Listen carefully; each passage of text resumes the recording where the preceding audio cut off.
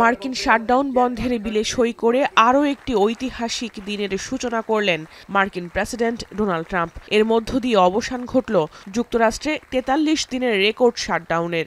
Republicans never wanted a shutdown and voted 15 times for a clean continuation of funding. There's never been a time when one or the other party ever didn't sign a continuation. It's just a continuation, not a big deal. It's a continuation and we'll talk later.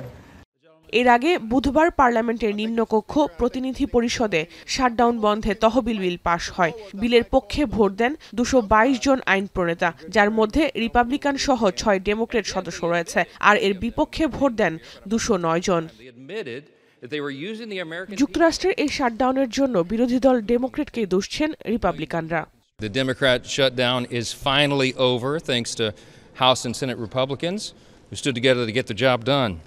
Absolutely no question in anybody's mind now that the Democrats were responsible for this. Parliament পরিষদের আগে সোমবার মার্কিন ফেডারেলের অচলাবস্থা নিরসনে সিনেটে বিলটি পাশ হয়। সে সময় 8 Democrat সহ 60 জন সিনেটর বিলের পক্ষে ভোট দেন, বিপক্ষে ভোট পড়ে 40 জনের।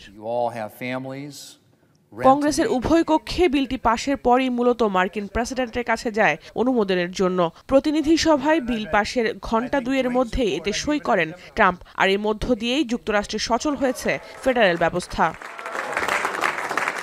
শাটডাউনের সময় 6,70,000-এর বেশি সরকারি কর্মীকে ছুটিতে পাঠানো হয়। বেতন ছাড়াই কাজ চালিয়ে যেতে হয় আরও 7,30,000 কর্মীকে। যেহেতু শাটডাউন পরিস্থিতির অবসান ঘটেছে, কর্মীরা দ্রুত তাদের বেতনের চেক পাবেন বলে আশা করছেন।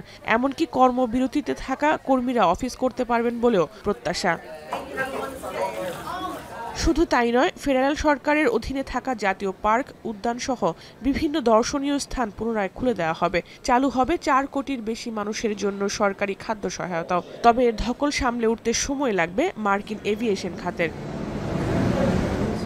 জাহানারা ভুঁইয়া, এখন বিশ্ব। শিয়া বাটার ও ভিটামিন ই সমৃদ্ধ লিলি বিউটি সোপ, তারুণ্যময় উজ্জ্বল ত্বকের জন্য।